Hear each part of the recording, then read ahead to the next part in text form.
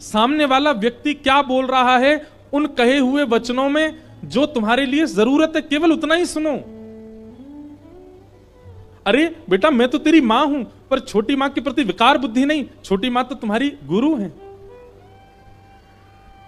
क्यों? क्योंकि मैं तो तुमको केवल सत्संग कथा तक ही ले जाती हूं, मंदिर ही ले जाती हूं, पर छोटी मां उसने तो सीधे आज्ञा कर दी कि सीधे भगवान के पास ही जाओ, भगवान का जाकर के भजन करके उनको प्रकट कर लो। ध्रुव, गुरु कौन होता है? गुरु वही जो हरि सो मिलावे, गुरु वही जो हरि की राह दिखावे। वो छोटी मां तेरी कोई दोषी नहीं है, छोटी मां तेरी कोई शत्रु नहीं है, वो तो तेरी गुरु है। बेटा इस बात को ऐसे मत सोचो कि मां ने डांटा, बल्कि ऐसे सोचो कि शायद भगवान तुमसे मिलना चाहते हैं, लेकिन तुमको किसी के द्वारा कहलवाना चाहते थे, इसलिए छोटी मां का आश्रय लिया। छोटी मां के द्वारा ठाकुर जी ने तुमको संदेश पहुंचाया कि तुम मिलने आओ। ध्रुव जी महाराज के नेत्रों में छोटी मां के प्रति विकार आने ही नहीं दिया मां ने। ऐसा ही होना चाहिए माता पिता को। हम बाल्यकाल से शत्रुता क्यों सिखा देते हैं बालकों को?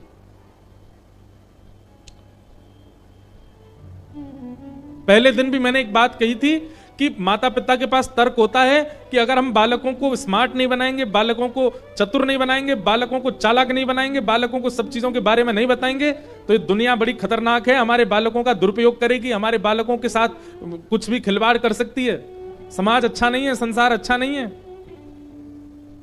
भैया हमारी एक बात सुनना, जब व्यक्ति चतुर होता है, जब व्यक्ति बुद्धिमान होता है, जब व्यक्ति श्रेष्ठ होता है, तो उसकी जिम्मेवारी वह खुद है, क्योंकि उसके पास बुद्धि है, उसके पास चतुराई है, उसके पास जानकारी है। लेकिन जब व्यक्ति भोला होता है, सीधा होता है, सरल होता है, तो उसकी जिम्मेवारी कोई और लेता है, और वो कोई और नहीं है, साक्षात ठाकुर जी हैं। ठाकुर जी जिम्मेवारी लेते हैं सरलों की, सच्चों की, निर्विकारों की। अरे सीधा सा भाव है, मां जब बाजार जाती है तो बड़े बच्चे को घर छोड़ के जाती है, छोटे वाले को नहीं छोड़ के जाती। क्यों? क्योंकि जानती है छोटा चंचल है, छोटा अभी जानकार नहीं है, छोटा सरल है, बड़ा जानकार है, इसलिए उसके हवाले करके जाती है। ऐसे ही ठाकुर जी, जब उनको दिखता है कि व्यक्ति बहुत चतुर बन गया, बहुत ज्ञानी है, सब कुछ है इसके पास, तो भगवान कहते हैं अपना कल्याण स्वयं कर। लेकिन जब व्यक्ति बहुत सरल है, सीधा है, सहज है, दीन है, तो ठाकुर जी कहते हैं इसका कल्याण तो मुझे ही करना पड़ेगा। बहुत सरल है, और ये सरलता उसको मां ही सिखा सकती है, ये दीनता उसको मां ही सिखा सकती है।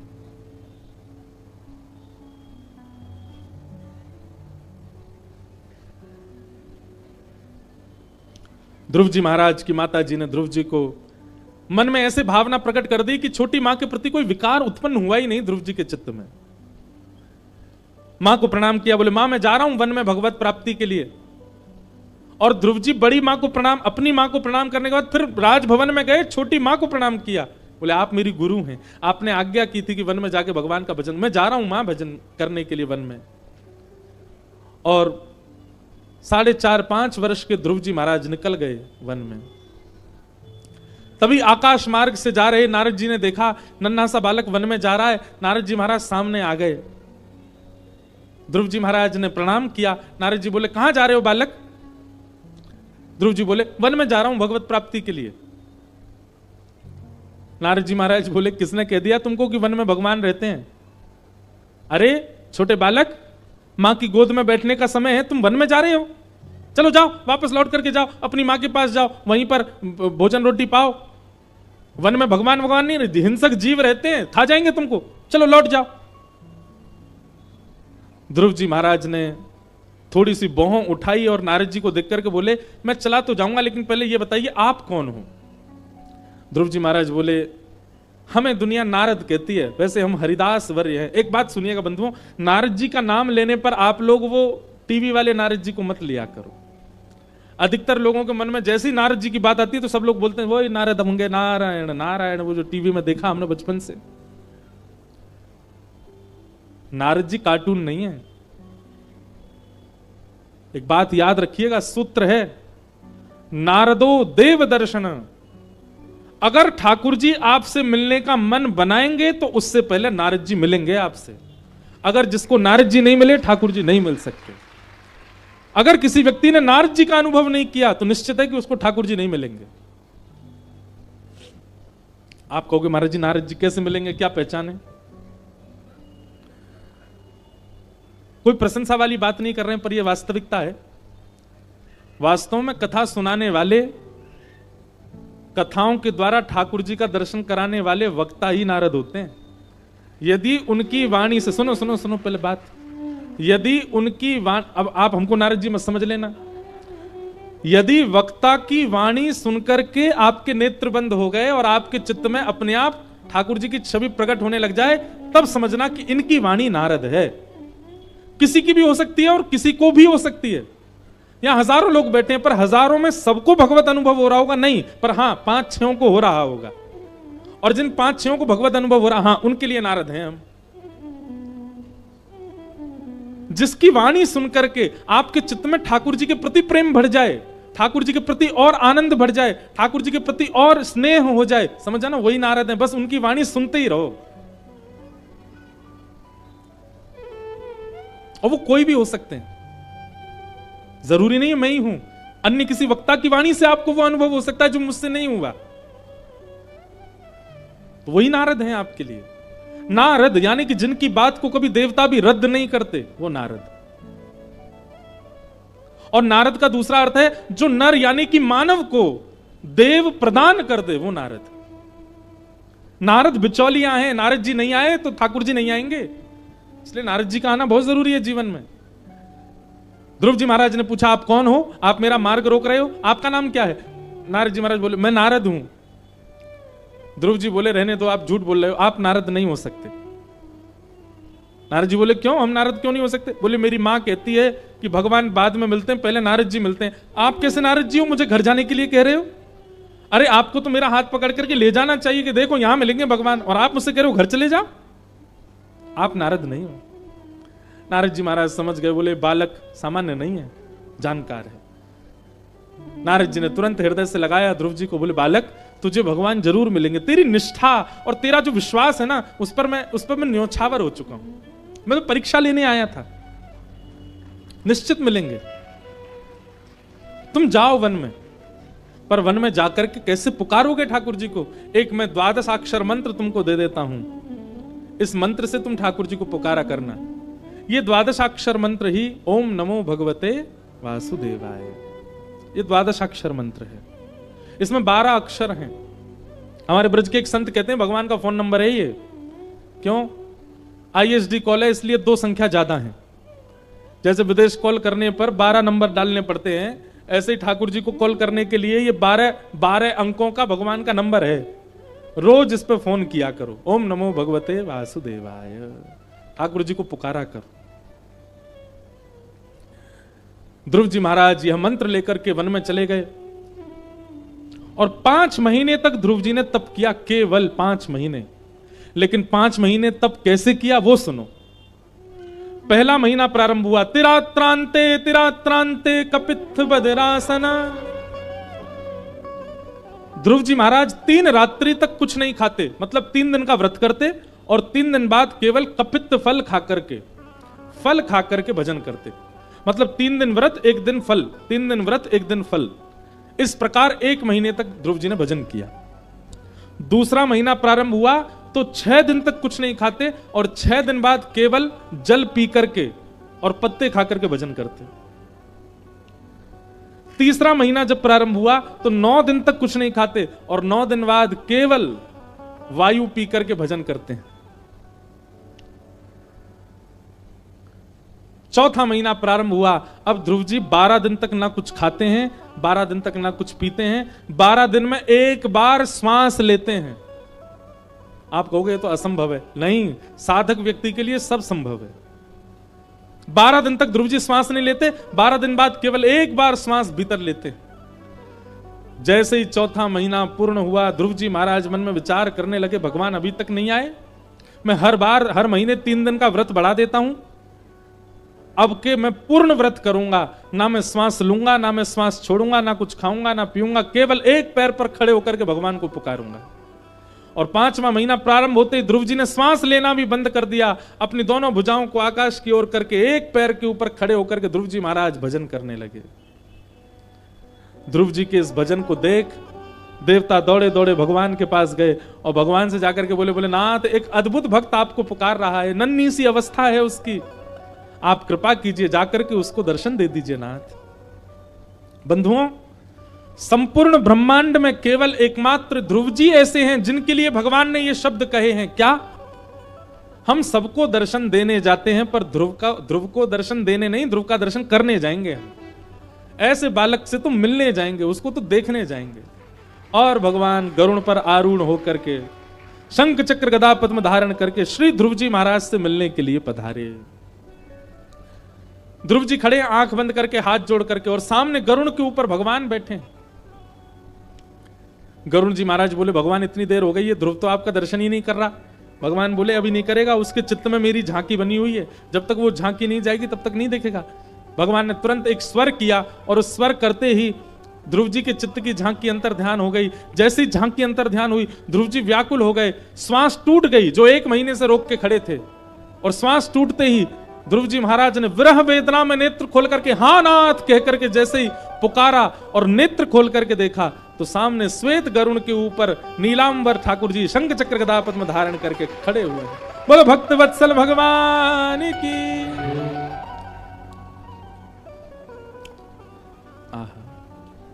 ध्रुव जी महाराज के नेत्र सजल हो गए। नन्हे से हैं ध्रुव जी, केवल 5 वर्ष की अवस्था है, छोटे छोटे हाथ हैं, छोटे छोटे चरण हैं, छोटा सा मुख है ध्रुव जी का। घर परिवार माता पिता सबसे दूर एकांत वन में खड़े हैं, सामने भगवान दर्शन दे रहे हैं।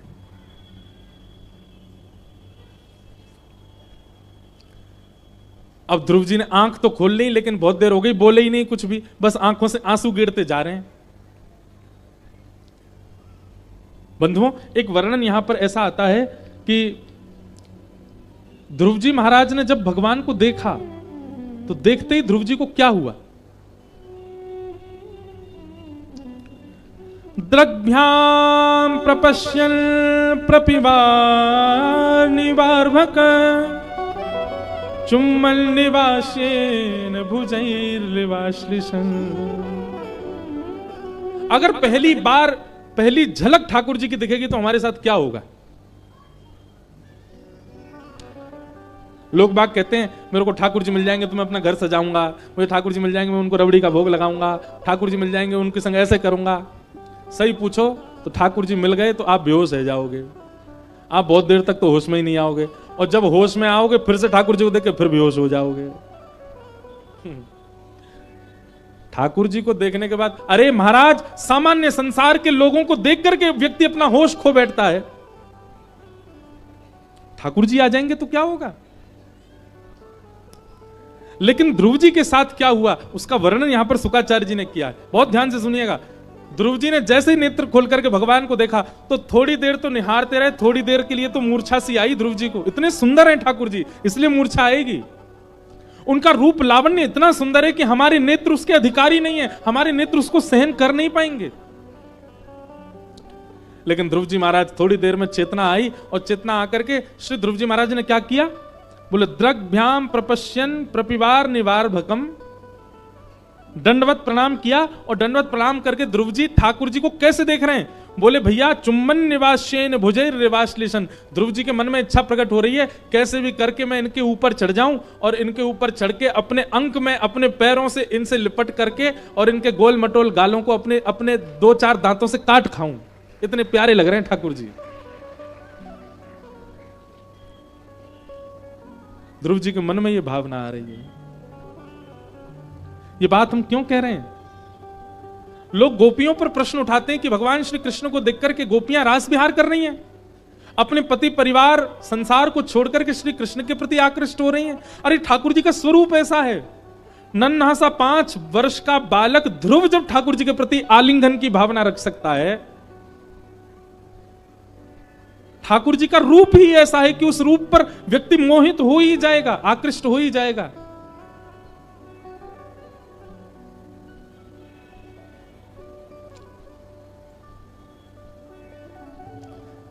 ध्रुव जी महाराज दूर खड़े हैं और दूर खड़े खड़े अपने अपने दांतों को चबा रहे हैं, अपने होठों को काट रहे हैं। क्यों? इतना इच्छा हो रही है कि कैसे भी ठाकुर जी गोद में चढ़ करके एक बार इनके गालों का अपने ओष्ठों से स्पर्श तो कर लूं मैं। कितने प्यारे लग रहे हैं ठाकुर जी। अरे भाई, बड़े की भावना बालक के प्रति ऐसी हो समझ में आता, पर नन्हे से बालक की भावना बड़े के प्रति ऐसी हो ठाकुर जी के प्रति ही हो सकती है। बालक को सब पकड़ करके अपनी गोद में लेके उसके गाल का स्पर्श करना चाहते हैं, पर बालक किसी बड़े को देख करके उसकी गोद में चढ़ के उसके गाल का, ये तो उल्टी गंगा है। पर ध्रुव जी की स्थिति ऐसी, ठाकुर जी के रूप के प्रति। ध्रुव जी जब थोड़ी देर कुछ नहीं बोले, भगवान ने समीप बुलाया, बोले इधर आओ ध्रुव, तुम बोलते क्यों नहीं हो? हमको बुलाया तो फिर बोलो। ध्रुव जी महाराज बोले, मैं छोटा सा बालक हूं, अभी तो मुझसे बोलना ही नहीं आता, आप कृपा करो। तब भगवान ने अपना शंख ध्रुव जी के गाल से स्पर्श कराया, और जैसे स्पर्श कराया ध्रुव जी को ब्रह्म ज्ञान हो गया। ध्रुव जी महाराज अपनी बुद्धि विवेक से भगवान की स्तुति गाने लगे, और स्तुति गाते हुए कह रहे हैं, अब पूरी स्तुति तो हम नहीं गाएंगे, पर एक अंतिम याचना जो ध्रुव जी ने की है कि भक्ति मुहु प्रवहताम त्वयि में प्रसंगो भूयादनंत महताम ममलाशयानाम येनांजसोल वणमुरु व्यसनम भवाब्धिम निश्चय भवद गुण कथा मृतपान मत। क्या कह रहे हैं ध्रुव जी? हे नाथ, पूरी स्तुति गाई ध्रुव जी ने, और स्तुति के बाद में अब वरदान मांग रहे हैं ठाकुर जी से। ध्यान से सुनिएगा क्या वरदान मांगते हैं। बोले, नाथ, दुनिया तो मांगती है कि आपकी भक्ति मेरे जीवन में आ जाए, पर मैं आपसे मांगूंगा कि आपकी भक्ति का व्यसन मुझको लग जाए। जैसे व्यसनी व्यक्ति को लत लग जाती है एक वस्तु की, वैसे मेरी स्थिति हो जाए, मैं व्यसन के भांति आपकी भक्ति किया करूं। जैसे व्यसनी व्यक्ति हर जगह बहाने ढूंढता है व्यसन भोगने के, मैं हर जगह बहाने ढूंढा करूं आपको भजने का। नाथ, ऐसी कृपा मुझ पर कर दो। ध्रुव जी महाराज की भक्ति से ठाकुर जी अत्यंत प्रसन्न हो गए, और प्रसन्न होकर के ठाकुर जी ने ध्रुव जी को वरदान प्रदान किया। और वरदान देकर के भगवान बोले, अब ध्रुव तुम 36,000 वर्ष तक राज्य करो। ध्रुव जी बोले, अब मुझे राज्य की कामना नहीं है। भगवान बोले, आए तो तुम राज्य की कामना से ही थे, अपने पिता की राज्य सिंहासन पर तुमको बैठना था। अब जाओ, हम तुम वरदान देते हैं, 36,000 वर्ष तक के लिए तुम राजा बनोगे। और 36,000 वर्ष के लिए ध्रुव जी राजा बने। तत्पश्चात मृत्यु देवी के सिर पर पैर रख करके एक विमान में विराजमान होकर के श्री ध्रुव जी महाराज ध्रुव लोक को प्रस्थान करे। एकमात्र भक्त ऐसे हैं भगवान के जिनका स्वयं का लोक है। आपको पता है, जब प्रलय आता है ना, प्रलय में केवल धरती का ही नाश नहीं होता, ब्रह्मलोक तक, ब्रह्मा जी तक प्रलयकालीन समुद्र में डूबते हैं। केवल वैकुंठ लोक और ध्रुव लोक ये सदा रहते हैं। ध्रुव लोक का कभी नाश नहीं होता। इसलिए जो व्यक्ति अनन्य भक्ति करता है, अनन्य सेवा करता है, उसको या तो वैकुंठ लोक की प्राप्ति होती है या ध्रुव लोक की प्राप्ति होती है। ऐसे ध्रुव जी महाराज को हम बारंबार प्रणाम करते हैं। बोलो ध्रुव जी महाराज की। हमारे अंदर भी श्री ध्रुव जी की भांति ऐसा प्रेम कथा के प्रति बढ़े, जैसा श्री ध्रुव जी महाराज यहां कह रहे हैं। अब कथा क्रम को थोड़ा शीघ्र करें। ध्रुव जी के वंश में राजा अंग हुए, इनके बेटा बैन हुए। बैन के यहां भगवान प्रतिरूप में पधारे, जिनकी वजह से धरती को पृथ्वी कहा गया। इन्होंने पृथ्वी को पृथ्वी बनाया। पहले पृथ्वी समतल नहीं थी, केवल पहाड़ थे पृथ्वी पर, पहाड़ और समुद्र। लेकिन पृथु महाराज ने पृथ्वी को समतल बनाया, इसीलिए धरती को पृथ्वी नाम पड़ा। इस प्रकार अन्य कई भावुकों की कथा सुनाते हुए यहां पर जड़ भरत रहुगण संवाद सुनाया गया। तत्पश्चात नरकों का वर्णन किया गया। कितने प्रकार के नरक हैं? अनेक प्रकार के नरक हैं, परंतु सबसे बड़ी बात है कि नरक बुरी जगह नहीं है। नरक बुरी जगह नहीं है, नरक जाना बुरी बात है। अच्छी जगह वहां तो धुलाई होती है लोगों की। जो लोग यहां नहीं सुधरते संसार में, उनको नरक में ले जाकर के सुधारा जाता, फिर से भेजा जाता, जाओ अब जाकर के कुछ गलत नहीं करना। अच्छा एक बात बताएं, नरक जाने वाले व्यक्ति के कुछ लक्षण हैं, शास्त्रों में बताएं।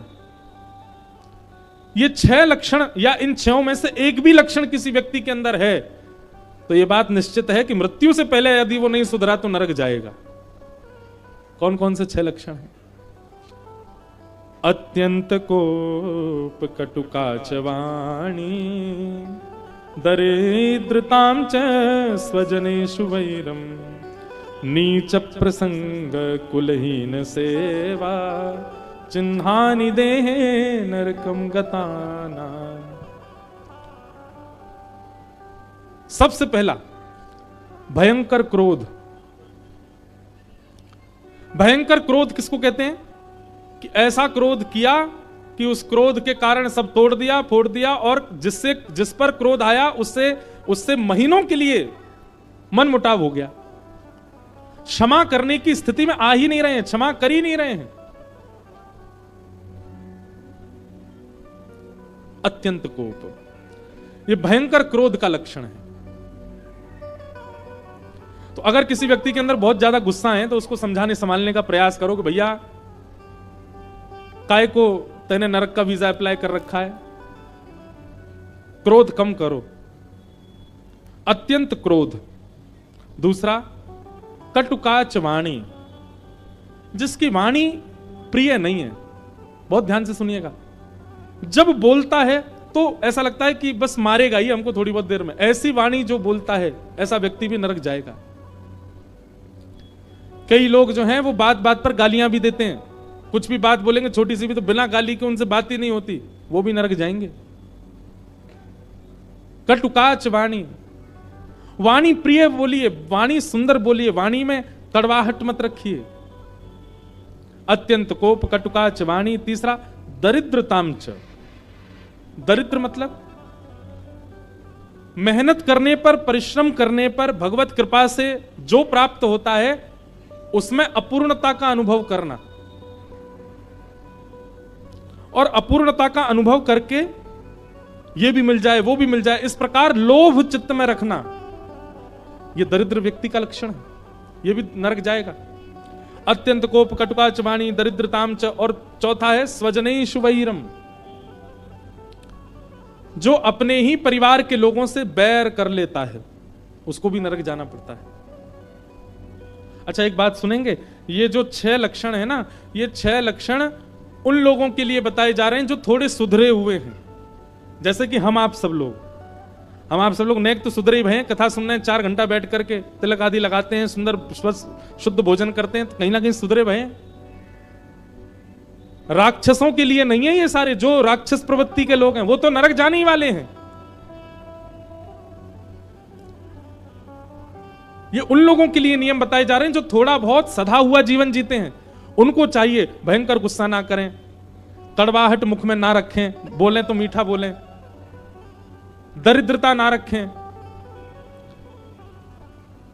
एक बालक हमारी कथा सुन के गया, पढ़ नहीं रहा था तो उसकी माताजी ने उसको डांटा, तो अपनी मां से बोला आपको नरक जाना पड़ेगा। बोले क्यों? महाराज जी कल कथा में बोल रहे थे, बोले जो कड़वाहट रखता है, भयंकर गुस्सा करता है और जो मारपीट करता है, मुख से बोलता है तो अंगार निकलते हैं, उसको नरक जाना पड़ता है। मैया देख ले, तू सुबह से मेरे पीछे पड़ रही है, पढ़ ले और तू मुझको मार भी रही है, डांट भी रही है।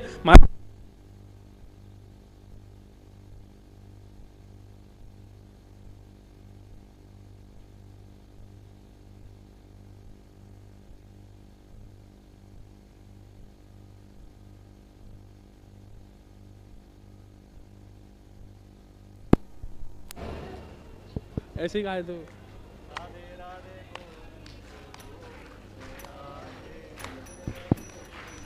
गोविंद राधे राधे राधे गोविंद। बोलो वृंदावन बिहारी लाल की। अच्छा हमारी कथा सुनते रहते हैं लोग तो उनको पता होगी कि ये होता ही है हर कथा में। लाइट जाए, माइक जाए, कुछ फुक फुका जाए, इलेक्ट्रॉनिक कुछ भी गड़बड़ होवे जिससे कथा में रुके, समझ जाओ ठाकुर जी आए हैं कथा में। अरे कई जगह तो कथा चलती रहती है, लाइट ही बंद हो जाती है, सब शाम वर्ण के हो जाते हैं। आज ठाकुर जी का जन्मोत्सव है, हर कथा में ये होता है, कुछ ना कुछ तो होता ही है। यहां पे लो वोल्टेज चले गए। हम क्या बता रहे थे? हाँ, तो वो बालक अपनी मैया से बोले कि महाराज जी कह रहे थे तो मैया तुम डांटो नहीं तो नरक जाना पड़ेगा। ये कोई मनगढ़ंत मैया ने आके मुझे बताई ये बात। महाराज जी आप क्या शिक्षा दे रहे हो बालकों को? मैंने क्या दे दिया मैंने? बोले बालक कह रहा था, बोले डांटो नहीं, कड़वाहट बोलो नहीं, मारो नहीं, पीटो नहीं। अब पढ़ता नहीं है उसको डांटू नहीं मैं? आप कहते हो कि कड़वा बोलने से, मारने से, गुस्सा करने से नरक। मैंने कहा भैया, किसी के हित के लिए यदि आप ये सब क्रिया कर रहे हो तो उसमें दोष नहीं है। किसी के अनहित के लिए यदि आप कर रहे हो, किसी को क्रोध इसलिए किया गया कि वो सुधरे, तो कोई दिक्कत नहीं। पर किसी पर क्रोध जबरदस्ती किया जा रहा है, बेमतलब के लिए किया जा रहा है, उससे उसका कुछ सुधार होने वाला नहीं है, बस उसको जबरदस्ती उस पर क्रोध करना है, तो नरक जाना पड़ेगा। बोली आप रिकॉर्ड करके फोन में दे दो ताकि बेटा को जाके पीट सकूं मैं। मैंने कि हम कथा में बोल देंगे, सुना देना उसको। लोग बाग भी बड़े विचित्र, अपने मतलब की बात सुन जाते हैं कथा में आके। तो ये जितने भी गुण हैं, ये तो हम आप सब लोगों के लिए हैं। हमें अत्यंत क्रोध नहीं करना, दरिद्रता नहीं रखनी, कड़वाहट नहीं रखनी मुख में, नीच प्रसंग, नीच लोगों का संग नहीं करना। नीच किसको कहते हैं? जिसका भोजन शुद्ध नहीं, जिसका आचरण शुद्ध नहीं, जिसका संग शुद्ध नहीं, जिसका व्यवहार शुद्ध नहीं, ऐसे व्यक्ति का संग नहीं करना। कुलहीन सेवा, और जो अपने माता पिता से बैर करता है, ऐसे अपने किसी सखा की हम सहायता करें तो भी हमको नरक जाना पड़ेगा। ये 6 चिन्ह हैं नरक जाने वालों के। इन 6 चिन्हों से बचो। और अगर ये 6 चिन्ह आपके जीवन में नहीं है तो आपको नरक जाने से कोई नहीं रोक सकता। एक रंग नाम के व्यक्ति रहते थे जयपुर के पास में, बहुत ध्यान से सुनना। क्या नाम था? रंग, श्री रंग नाम था उनका। तो व्यापारी थे, उनकी दुकान थी। सब लोग इधर देखो, इधर देखो, कथा सुनो। उनकी दुकान थी, तो अपनी दुकान में काम करते थे। तो दुकान में 2-4 बालक भी थे उनके पास में। तो श्री रंग जी जो थे वो इतना भजन पूजन कुछ करते नहीं थे। हाँ, केवल इतना करते थे, क्या? रोज सुबह दुकान खोल करके, दुकान बढ़िया चले इसके लिए दुकान में ही ठाकुर जी बैठा रखे थे, उनको अगरबत्ती दिखाते थे बस। और वो भी इसलिए कि ठाकुर जी ने कृपा करी हो, हमारा गल्ला भरा रहे। अच्छा, कई लोग हैं वो अपने गले में ही भगवान बैठा के रखते हैं। ठाकुर जी से कहते रहते ये भरा ही रहे, भारीपन बना रहे, नाथ इसमें कृपा बनाए रखो। ठाकुर जी को स्वार्थ से जो बचता है ना, ठाकुर जी भी उससे उसके प्रति स्वार्थ भाव ही रखते हैं। फिर जैसे जिस भावना से भजोगे वैसे ठाकुर जी की भावना रखेंगे। तो श्री रंग जी जो थे वो ज्यादा भजन पूजन करते नहीं थे। तो एक बार क्या हुआ,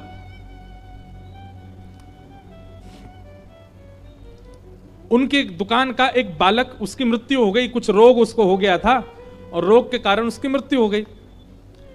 मृत्यु के कम से कम 2 वर्ष बाद वही बालक उनकी दुकान में आया और वो तो देख करके उसको चौंक गए। दोपहर का समय, 12-2 बज रहे थे दोपहर के। रंग जी महाराज बोले, ए भाई, तू तो 1-1.5 साल पहले मर गया था, तू कहां से आ गया? तो उस बालक ने आकर के कहा, सेठ जी मेरी मृत्यु तो हो गई और मृत्यु के बाद मुझको नरक जाना पड़ा, क्योंकि मैंने बहुत पाप किया था, भजन पूजन किया नहीं।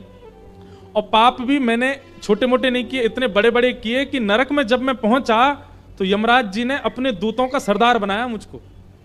इतनी बड़ी पदवी मिली मुझे नरक में। पहले तो मुझको बहुत पीड़ाएं दी गई, पर मैंने वहां भी पाप करना नहीं छोड़ा। वहां भी मेरे अंदर से पाप होता ही रहा। वहां पे मैंने यमराज के दूतों की यहां ही चोरी कर ली थी।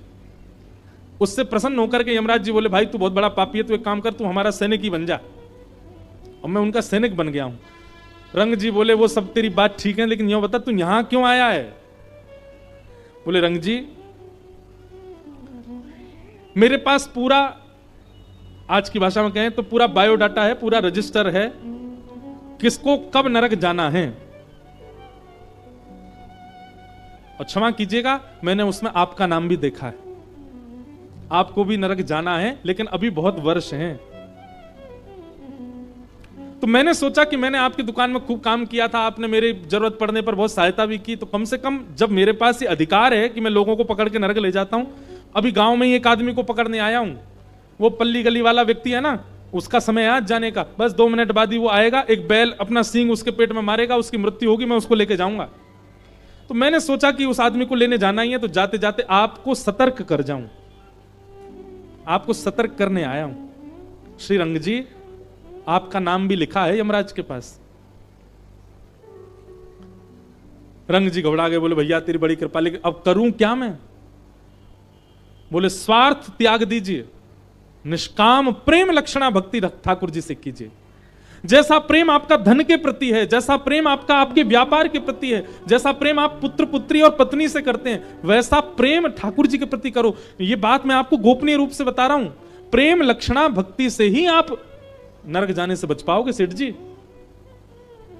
इसलिए मेरे मन में आया कि मैं कम से कम आपको बता जाऊं, क्योंकि 2 साल बाद जब मैं आपको लेने के लिए आऊंगा तो मेरा तो एक ही स्वभाव है, मैं तो मारता पीटता ही हूं, और आप उस समय कहो कि हे भाई तू तो मेरे दुकान में काम कर चुका, मुझे मारेगा, तब मैं रुकूंगा नहीं। इसलिए मैं पहले ही बता के जा रहा हूं, आपके पास बहुत कम समय है, प्रेम लक्षणा भक्ति कर लीजिए।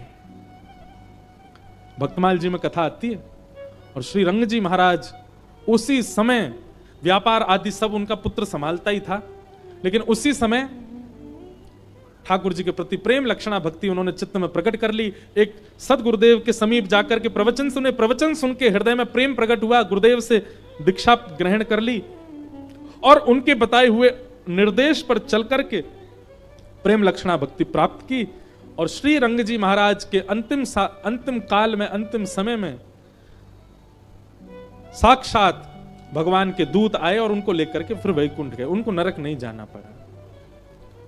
रंग जी के ऊपर ये कृपा हुई, और फिर रंग जी के वैकुंठ जाने पर उनका जो वो दूत था जिसने नरक से आकर के उनको बता दिया था कि तुम भजन करो तो बच जाओगे, वह भी नरक से मुक्त होकर के वैकुंठ चला गया। तब रंग जी बोले ये क्यों मुक्त हो गया? बोले क्योंकि इसने कहीं ना कहीं किसी को प्रेरणा देकर के भगवत सन्मुख डाला, इसलिए यह भी नरक से मुक्त हो गया। इसलिए भैया नरक नहीं जाना है। और एक बात हम स्पष्ट कर दें, जब युधिष्ठिर को भी थोड़ी देर के लिए नरक देखना पड़ा तो हम आप कैसे बचेंगे उससे?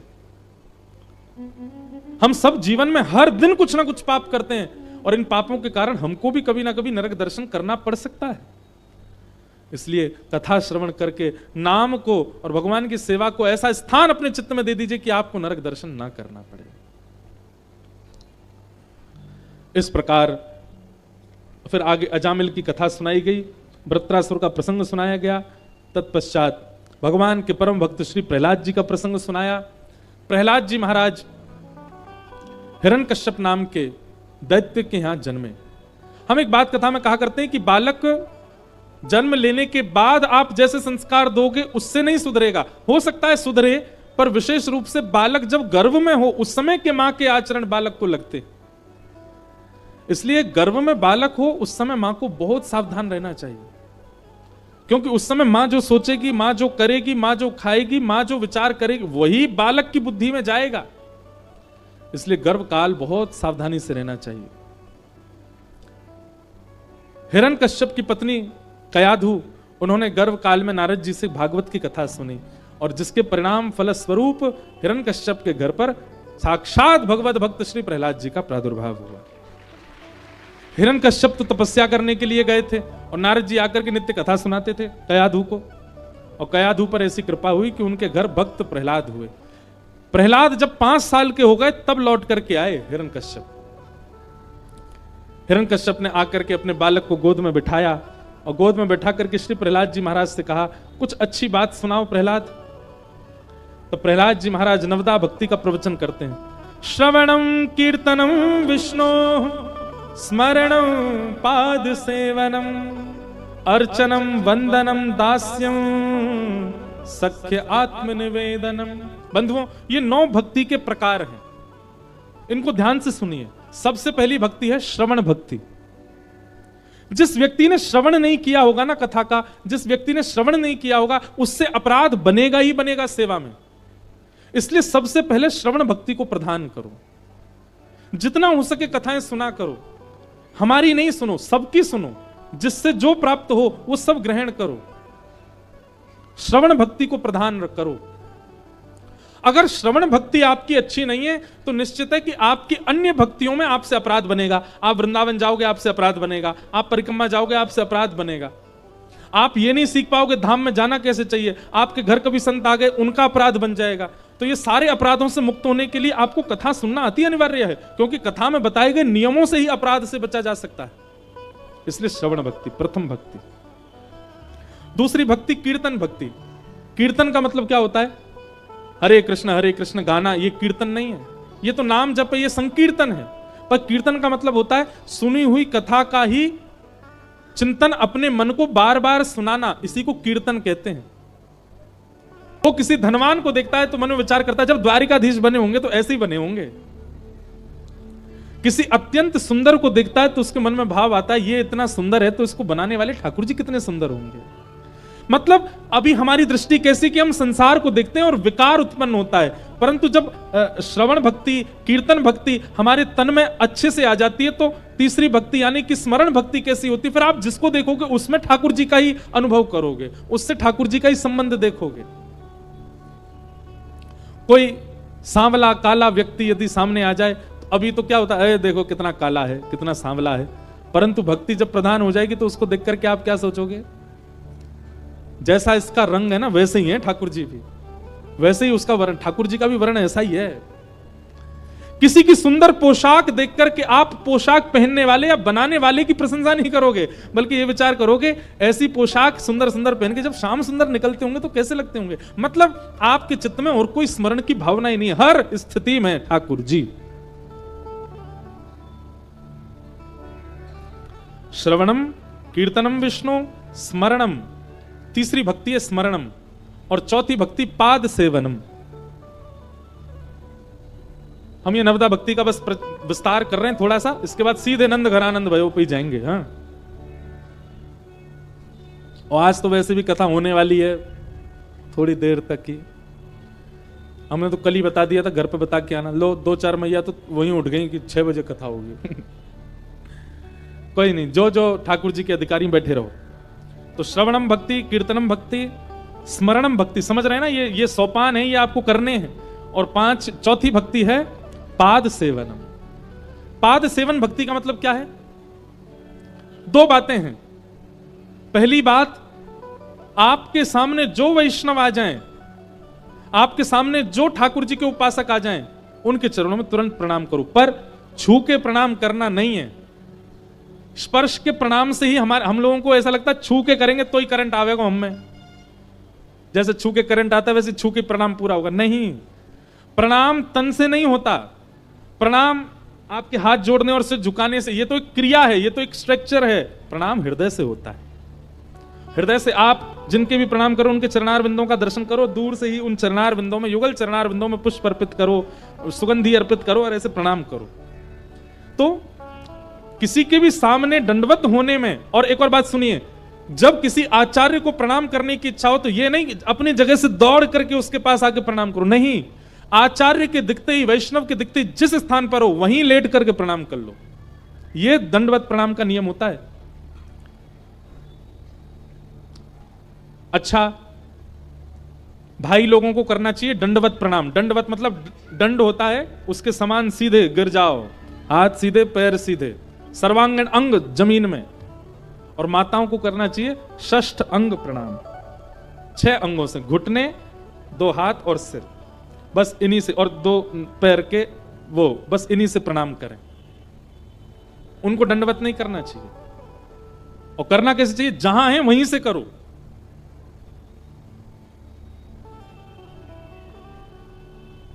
भाग रहे हैं लोग आचार्यों के पीछे, वैष्णवों के पीछे, वाके हमारे पांव में कितने तो खोंचे पड़े हुए हैं। खोंचे समझते हैं? खोंचे समझते हैं? नाखून से ऐसे। कुछ दिन पहले एक कथा थी चंडीगढ़ में, तो उसमें एक उत्सव था, तो उत्सव में बीच में ऐसे एक रेलिंग बनाई, उस पर चढ़ करके हम नंदोत्सव मना रहे थे।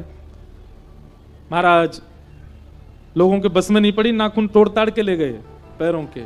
एक मैया ने तो धोती पकड़ ली, मैंने मैया खुल जाएगी, बोले खुल जान दो लेकिन पैर छूंगी। मैंने कि मैया ऐसे नहीं, ये कोई प्रणाम है?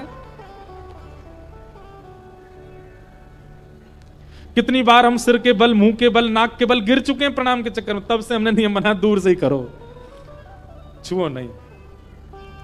और ये शास्त्रीय बात भी है कि स्पर्श से प्रणाम पूर्ण होता है नहीं। हम लोग राधा रमन जी को छूते हैं, हम लोग जगन्नाथ जी को छूते हैं, हम लोग द्वारिकाधीश जी को छूते हैं, मंदिर के बाहर ही खड़े होकर के दूर से प्रणाम करते हैं। ऐसे ही आचार्य गुरुजनों को भी दूर से ही प्रणाम करो। सौभाग्य मिला है समीप बैठने का तो थोड़ा समीप से कर लो, पर छू के ही प्रणाम करना ये आवश्यक। अब कई लोग आते हैं सुबह, हमारा सोफा इतना छोटा सा पड़ गया वहां पे, आज तो एक भैया आया उसने मेरे यहीं पे ही हाथ धर दिए सबरे और सबरो बल लगा दिया। मैंने कि लाला नेक देर और रुकता तो नस चढ़ जाती मेरी। हम लोग ये नहीं जानते कि प्रणाम कैसे करना चाहिए। जिस दिशा में आचार्य हैं उस दिशा की ओर झुक करके बस दंडवत कर लो, ये प्रणाम। तो श्रवण, हाँ, तो दूसरी बात क्या कि यहां पर चौथी भक्ति आई है पाद सेवनम, चरण सेवा किसकी करो? वैष्णवों की, आचार्यों की। और स्पर्श करने का यदि बहुत ही मन है तो अपने निज घर के ठाकुर जी के चरण छुओ। और कब छुओ? रात्रि जब आप सुलाने जाते हैं ठाकुर जी को, तो रात्रि में एक तो ठाकुर जी की पोशाक हल्की पहना दिया करो। ये दिन भर के जड़ाऊ कपड़े पहन के ठाकुर जी रहते हैं, जैसे रात में अपनी नई ड्रेस पहनते हो, ऐसे ठाकुर जी को सूती के वस्त्र पहनाओ और सूती के वस्त्र पहना के सुंदर इत्र लेकर के ठाकुर जी के चरणों में लगाओ और मन में विचार करो, पूरे दिन आप घुटने के बल बैठे रहते हैं लड्डू गोपाल, दुख गए होंगे आपके, और आपके खड़े ठाकुर जी हैं तो सोचो पूरे दिन आप खड़े रहते हो लाल जी, पैर थक गए होंगे आपके।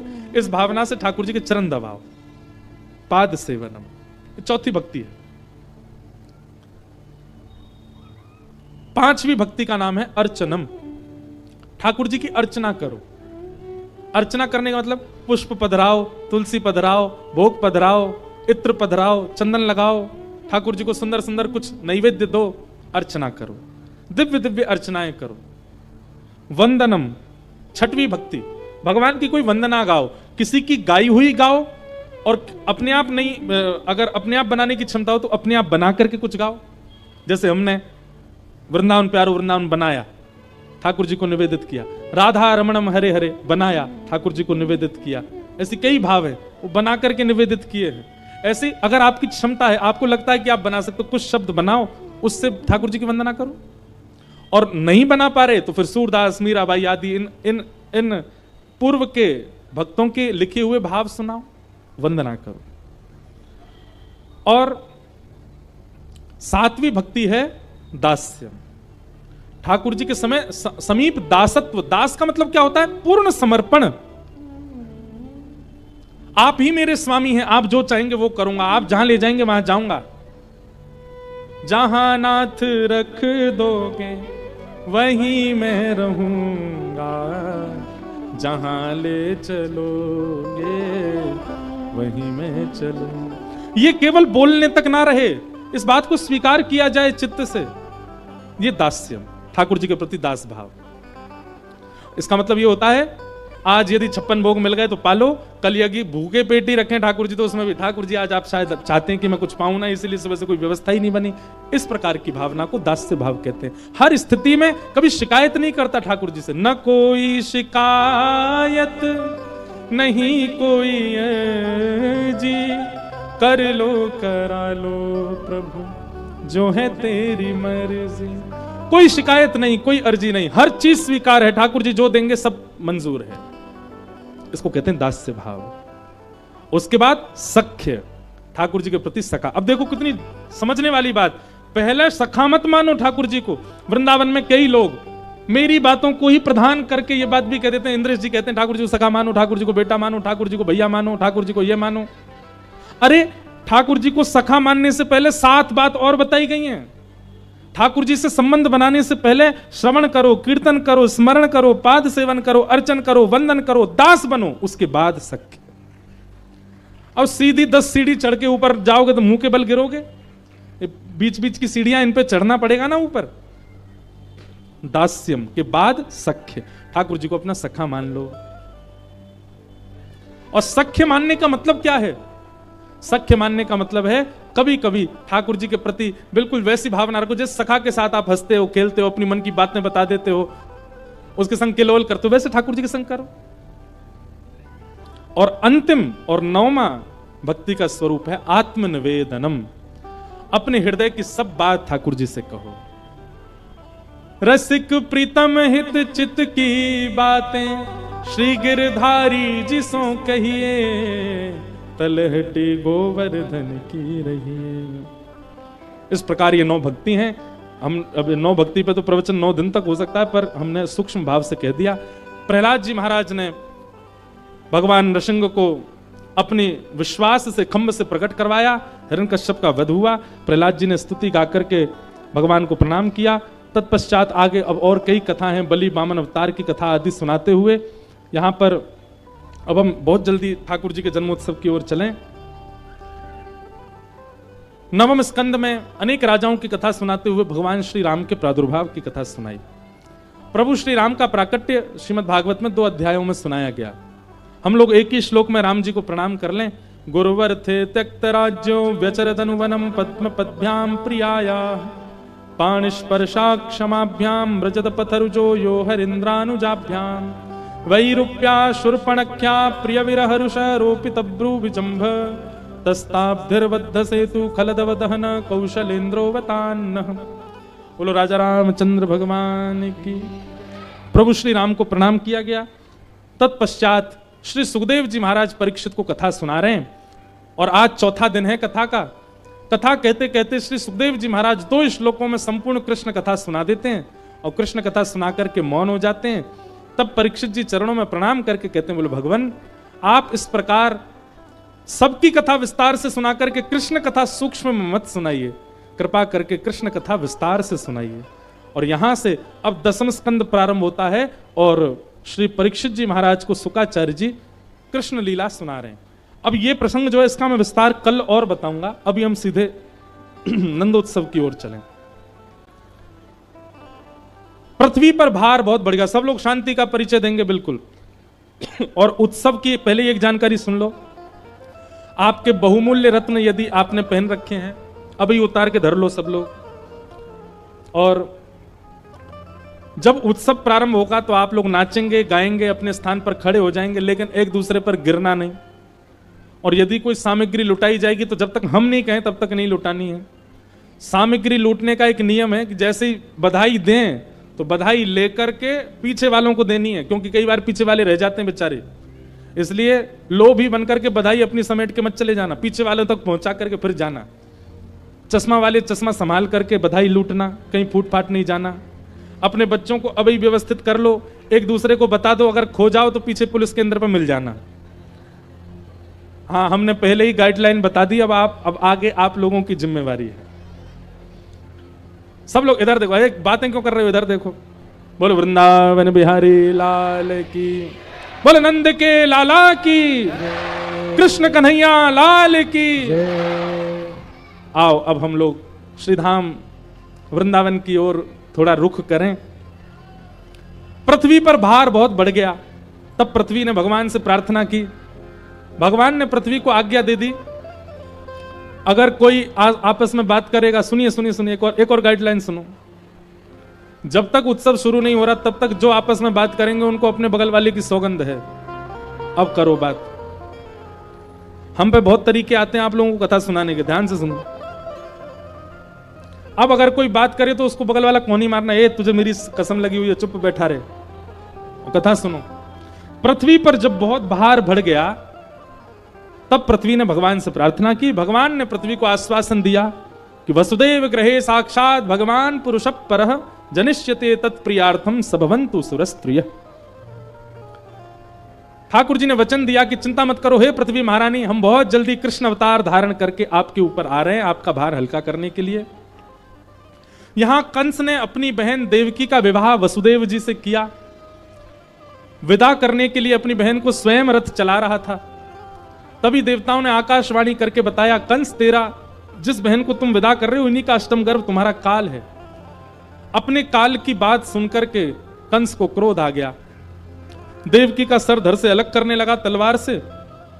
वसुदेव जी ने उसका हाथ पकड़ लिया और कहा, आपका काल देवकी के बालक हैं, इसलिए मैं वचन देता हूं देवकी को आप छोड़ दो, बालकों को हम आपके हवाले कर देंगे। 6 बालकों को कंस ने मार दिया, जन्म लेते ही मार देता था। 7वें बालक के रूप में देवकी मैया के गर्भ में श्री बलराम जी आए। परंतु भगवान ने योग माया वैष्णो देवी से कहा कि यदि बलराम जी ने जन्म लिया तो जन्म लेते ही जो काम हमको करना है ये बलराम जी कर देंगे, कंस को मार देंगे। बड़े क्रोधी हैं, कैसे भी इनका स्थान परिवर्तित करो। योग माया के कारण कुछ महीने देवकी मैया के गर्भ में रहने के बाद श्री बलराम जी गोकुल में रोहिणी मैया के गर्भ में स्थानांतरित हो गए।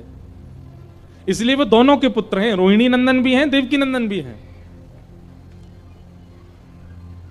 और कंस को खबर मिली कि 7वां बालक तो गर्भ में ही नष्ट हो गया, हुआ ही नहीं।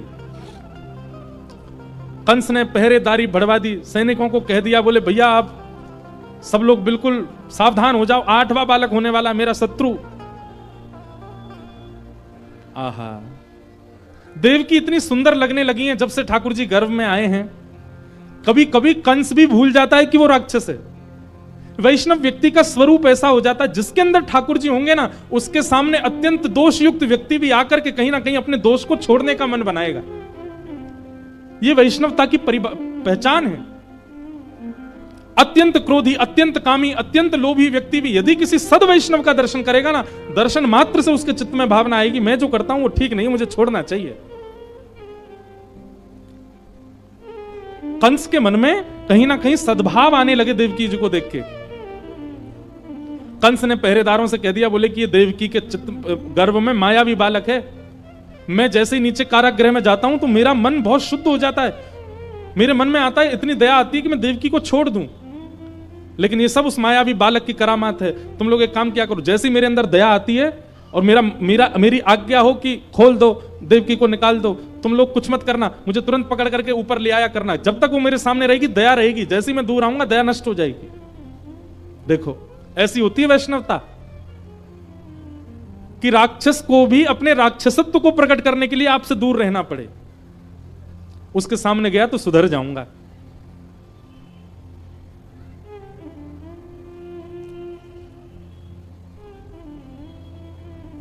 बहुत से भाव आते हैं मन में। अभी एक भाव आया, साक्षात राम जी सामने खड़े हैं पर रावण का चित्त नहीं बदला। लेकिन वहीं कोई भक्त सामने आ जाता है तो फिर सबका चित्त बदल जाता है। भक्त में सामर्थ्य है। इंसान कहे कि मैं बड़ा तो धरती पर तू क्यों खड़ा, धरती कहे कि मैं बड़ी तो शेष के सर पर क्यों पड़ी, शेष कहे कि मैं बड़ा तो रावण के डर से क्यों खलबला, शेष कहे कि मैं बड़ा तो शिव के गले में क्यों पड़ा, और शिव जी कहें मैं बड़ा तो कैलाश पे जाके क्यों बसा, तो कैलाश कहे कि मैं बड़ा तो रावण के डर से क्यों खलबला, रावण कहे कि मैं बड़ा तो बाली के बगल में क्यों दबा, बाली कहे कि मैं बड़ा तो श्री राम के बाण से क्यों मरा, और श्री राम कहें कि मैं बड़ा तो भक्तों के पीछे क्यों पड़ा। सबसे बड़े भक्त हैं। मैं भगतन को दास भगत मेरे मुकुट मणि। ठाकुर जी कहते हैं मैं भक्तों का दास, भक्त मेरे मुकुट मणि। कई बार ठाकुर जी के सन्मुख आने पर दोष बुद्धि नष्ट नहीं हुई, पर भक्त के आने पर दोष बुद्धि नष्ट हो गई। भादों का महीना, अर्धरात्रि का समय, मंदम मंदम जलधरा, मंदम मंदम जलधारा गिर रही है। पवन मंदिराचल पर्वत की चंदन की सुगंधियों को लेकर के घूम रही है। और तभी सारे सैनिक सोए, मथुरावासी सोए, कंस सोया है। और कंस के कारागृह में एक दिव्य तेज प्रकट हुआ और देखते ही देखते देवकी के गर्भ से शंख चक्र गदा पद्मधारी श्री कृष्ण भगवान प्रकट हो गए। बोल बाल कृष्ण लाल की। ऐसी जय बोल रहे हो कि कहीं कंस उठ नहीं जाए हैं। बोल बाल कृष्ण लाल की। ऐसी जय बोलनी है अब आगे कि बदायूं तक आवाज जावे, पता चले सबको कथा है रही है बिसौली में, कासगंज तक हिल जाए महाराज, यहां उत्सव मन रहा है बिसौली में। बोल कृष्ण कन्हैया लाल की। जैसे ही महाराज शंख चक्र गदा पद्मधारी ठाकुर जी प्रकट भये, देव की वसुदेव जी ने प्रणाम किया। अच्छा बंधुओं, ठाकुर जी कोई विराट रूप में नहीं आए हैं। छोटा सा बालक इतना बड़ा होता है, जन्म लेते ही समय इतना ही बड़ा होता है। ठाकुर जी इतने ही बड़े छोटे से बालक के भांति ही हैं, पर चतुर्भुज हैं, शंख गदा आदि हाथ में ले रखे। कैसा रूप है ठाकुर जी का कि तमद्भुतम बालक मम्बुजक्षणम चतुर्भुजम शंख गदायुधायुधम श्रीवत्सलक्ष्मं गलसौभकौस्तुभम पीतांबरम सांद्रपयोद सौभगम। भगवान पीतांबरी पहन के आए हैं, कौस्तुभ मणि पहन के आए हैं, शंख चक्र गदा पद्म हाथ में लेकर के आए हैं। देव की मैया बोली, भले पधारे ठाकुर जी, पर आप बालक बन के नहीं आए। भगवान बोले बालक ही तो हैं। बोले बालक बोलता थोड़ी है आपकी तरह, जन्म लेते ही खड़े हो गए आप तो, और ये हाथ में शंख चक्र गदा पद्म लेके कौस्तुभमणि पहन के कौन सा बालक जन्म लेता? वस्त्र भी गर्व से ही पहन के आए हैं ठाकुर जी। देवकी मैया ने जब कहा तो ठाकुर जी ने आयुध त्याग दिए, 2 भुजाएं अंतर ध्यान कर दी, वस्त्र भी उतार दिए, नन्हे से बन गए और ठाकुर जी थोड़े से रोने लगे। देवकी मैया बोली हाँ अब लग रहा है कि बालक का जन्म हुआ। भगवान बोले मैया अब एक काम करो। क्या? अभी अभी गोकुल में यशोदा मैया ने एक लाली को जन्म दिया है, पिताजी हमको लेकर के गोकुल चले जाएं, गोकुल में जाके हमको यशोदा मैया के बगल में सुला देंगे। सो रहे हैं सब लोग, हमारी माया से अभी कोई नहीं जाग रहा है, केवल आप 2 जागे हैं बस। यशोदा मैया के बगल में हमको सुला दें और वहां जो बालिका है उसको यहां ले आए और ला करके कंस को दे दें। देवकी मैया बोली कंस बहुत क्रूर है, बालिका को मार देगा। बोले अरे वो बालिका नहीं है, साक्षात वैष्णो देवी अष्टभुजी भद्रकाली है, उसको कंस को सबक सिखाने के लिए ही भेजा मैंने, सब मेरी लीला है। मुझे आप ब्रज छोड़े आओ, कुछ दिन ब्रज में लीला करके प्रेम का प्रकाश करके कुछ रसिक जन वैष्णव जनों के लिए कुछ कलयुग में छोड़ जाऊं मैं। जो प्रेमी उपासक हैं उनके लिए ब्रज वृंदावन में कुछ स्थापित करने के लिए कुछ वर्षों के लिए मुझे वृंदावन जाने दो, फिर मैं वापस आकर के कंस को मार के आपको मुक्त कर दूंगा।